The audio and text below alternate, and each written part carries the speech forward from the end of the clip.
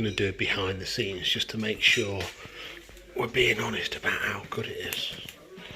There was an amazing guy to join us later, and a beautiful wife. Kiki, so he's Italian? Yes, and this guy's the king of shellfish.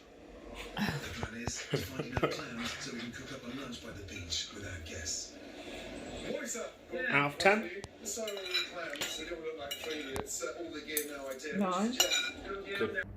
So today's recipe, we've got a beef rendang, which is a Malaysian dish. It's a dry beef curry. There's hardly any sauce on there, and it's going to be served with just a plain boiled rice. It doesn't look like much, but it's took a lot of effort to get there. We've served it with pea shoots. We'll rewind back in the video. Let's see how we've got to this point. Enjoy. Alright, so let's go through this sequence of events for what we're going to do with this beef rendang. We're going to start off with some coconut oil in the pan. We're going to sear off a little bit of beef. We're going to add in our beef rendang paste, or our rendang paste. We're going to put some other fresh herbs in there. So 5 cloves of garlic, a green chilli and some lemongrass. Add in some coconut milk, and we're going to boil that down for about 3 hours or so, and then finish off with some tamarind and kaffir lime leaves. That should be it. Right, so we're going to start off with about 3 tablespoons of coconut oil. If you haven't got coconut oil, just use any other type of oil. Here I've got 500 grams of beef, chuck beef, some type of beef, which I've seasoned with salt and flour. What they do say is you should put the paste in first and then the beef in afterwards, but I like to fry the beef and seal the beef because we're cooking it for 2 or 3 hours. The seal makes it stay intact, so that's what I'm going to do, even though it's probably not a traditional way of doing it.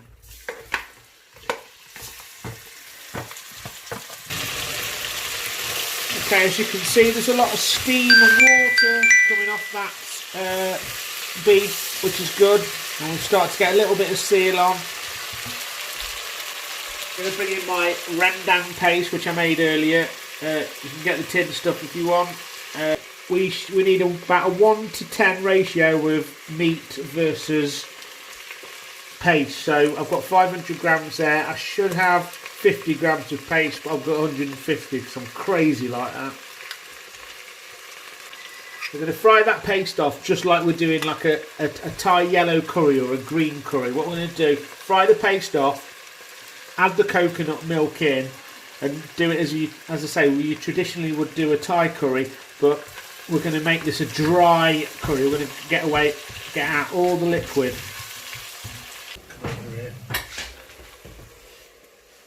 Okay, in addition to that paste, I'm going to add these cloves of garlic. Smash them up.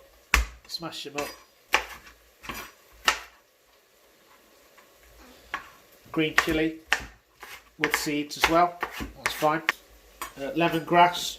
Treat lemongrass like garlic. Give it a smash. Cut that into pieces. And then split it down the middle. But it's so fibrous, lemongrass, that I'm not going to keep it in the dish. I'm just going to keep it whole like this, or as whole as I can, so I can pull it out later. Let's whack this into our dish.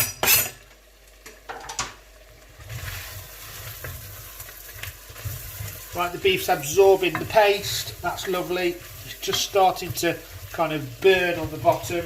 So before that happens, let's get a can of coconut milk. Old school, without a wrinkle, and then into there,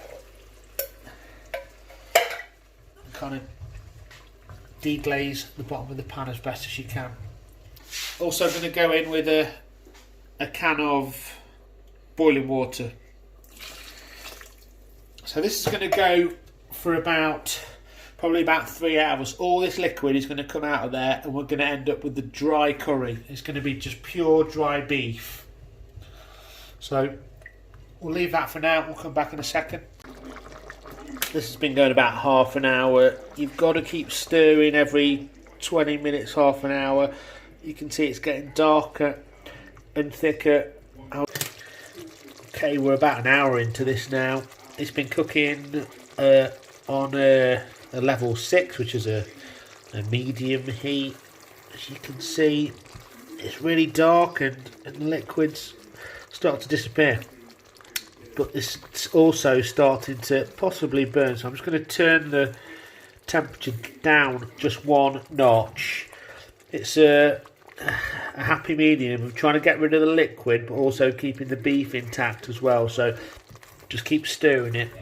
Okay, so at this stage I've tasted it. I'm going to make some adjustments to it as we get into the final part of the cooking. Come over here. Take some kaffir lime leaves, dried. I'm just going to finely cut through these. Okay, I'm going to add these kaffir lime leaves to the curry, let them rehydrate in there. We've got another 40 minutes of cooking, so they'll soften down a little bit like a bay leaf, but with a bit more citrus to it.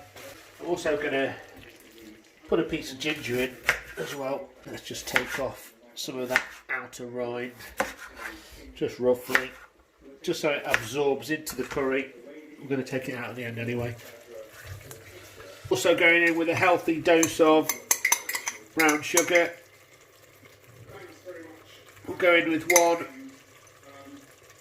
Bugger it. Let's put 2 tablespoons.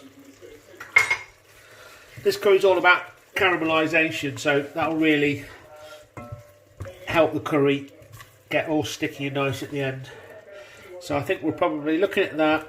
We've got another half an hour, and we're really starting to keep an eye on stirring this so it's not burning at the bottom. 2 more things to add in. Just a small pinch of chilli flakes. Don't worry if you've not got any. And also, what you should use is a tamarind paste, which I've not got, but I've got a tamarind sauce. So, a healthy glug of that, like a sweet ketchup.